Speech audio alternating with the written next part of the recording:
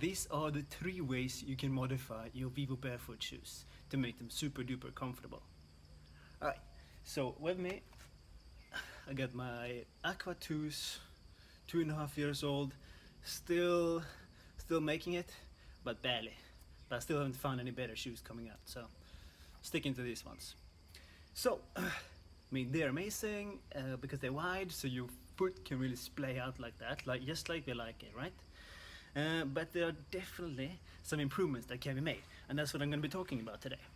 So, the first thing to make sure, and the first improvement, is that the insole, it needs to have some friction. The newer shoes, I've seen some other shoes coming out, newer ones, and they are so slippery on the inside, so that when you put your foot in here, every time you take a step, you slide around inside of it. It's like going ice skating. Okay? Back in the days, the Aqua 1s and previous models, they had much more friction, so you were more steady every time you put down your foot and took a stand. Okay? So make sure that you don't have one of those frictionless insoles where it's like ice skating inside. Because if you do, well, buy some new insoles or turn them, flip them or something, because otherwise you're just going to be tired, your muscles are going to be tired, and you're going to be achy and swollen and so on. So that's number 1. Make sure there is some friction to your insole. Okay, number 2 is that Vivobarefoot, they make their insoles way too big. And I guess it has to do with something, bigger is always better, but in this case it's not. Okay, so you can see here, I've cut off the edges of my insoles, and usually I have to cut down almost a centimeter that goes up to the sides. Okay, so I'll show you what I mean. Okay, so if this is the flat surface of the shoe, your foot is supposed to be able to do this every time. But if you have an insole that's too big and going up to the side, you're gonna limit this movement. Okay, and we have barefoot shoes because we know we don't want anything that's kind of limiting our foot. So even having a too big of an insole actually prevents your foot to be moving, and you will notice this for yourself when you try it out.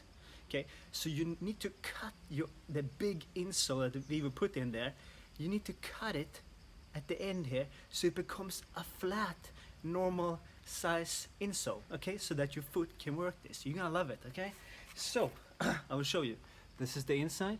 You see how it's coming to the edge there? If you look in your Vivo shoes, they're gonna come up the edge, back, front, and side. And it's gonna be walking in a cup. And trust me, when you try to cut it to the actual size of your shoe, you're gonna love it much more. Okay, so the second modification I do is that I cut the insole so it's the actual size of the shoe. Okay, yeah, it's a no-brainer, right? Okay, just don't cut too much. Okay, I've done it once and it's like falling off an edge, you can start out with a little bit. I could probably cut this one just ever so slightly more, but I don't need it because it doesn't restrict the movement of the foot. Okay, so that's the second one. Okay, the third one is that I put a little heel ship in the back. So I know this might be controversial heresy, and the first time I heard about this, I'm like, why would you ever want to put a heel inside of the holy grail, the barefoot shoe? You crazy? Okay. Have you noticed that almost every shoe has a heel? Yeah, there is a reason to why most shoes have a heel. I know, zero drop concept and blah blah blah. We can charge more for shoes, the more concepts we put on our shoes. But right here, right now, I mean, heels are not bad for the body. It doesn't lock up the foot from working. It doesn't lock up any other joints. Yes, too much of a heel, that's bad. Okay, I have 1 to 2 millimeters. But the difference it makes when I wear this shoe, my whole body, my foot, my legs, it makes this shoe from a 5 out of 10 to a 10 out of 10. Yeah, 1 to 2 millimeters. Okay, I agree.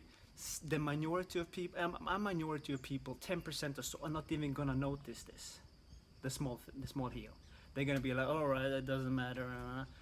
But some people like me and many others are gonna be very, very happy, because have you heard of those people that go with barefoot shoes and then they get tendinitis and all kinds of different pains in their body? Yes, because a heel actually props up the body. You can imagine a woman wearing high heels, you know, you stand a bit prouder, okay? So if your posture is always a little bit like this, using a barefoot shoe is not gonna help that. It's actually gonna make you a little bit worse, you know? So, just by adding a little bit of a heel, you're gonna stand up proud. Too much, you're gonna be thrown forward again, okay? So you gotta find your optimal height. Mine is 1 to 2 millimeters, but it makes a huge difference.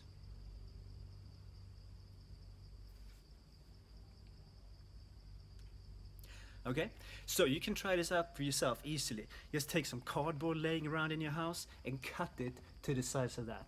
Not anything more forward, you just want it under your calcaneus, okay? Cardboard, maybe 2-3 layers, and then you can glue them together and put them back in there. Or I will post where you can get these heel ships and heel races. I'll post that in the description. Okay, it makes a huge difference, and I think Vivo barefoot shoes and barefoot shoes will be much more popular if everyone could decide their optimal heel height.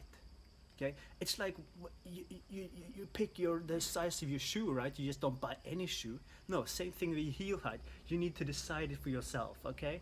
And sometimes, you know, sometimes someone might need up to 3, 4, 5 millimeter. You just gotta try this out. And how you try it out? You try it, okay? Try it for, you can either stand there, and if you're sensitive enough, I am sensitive enough, then you will know what's right for you or not. Okay, but some people just need to try it for a day, walk around in them. If it's too high, you're gonna feel your calcaneal bone under here is gonna get a bit swollen, and you're gonna feel like, oh shit, I'm actually a bit unsteady when I'm walking around. Yeah, it's almost like you're falling forward. Okay, so your muscles on the back side of your body need to work harder, and you will feel it in your back muscles. If it's too low, you're gonna be a bit slumpy, and it's gonna be like you don't have the bounce in your step like you will have when you have the optimal heel height. Okay, so the third way, add a little bit of a firm heel.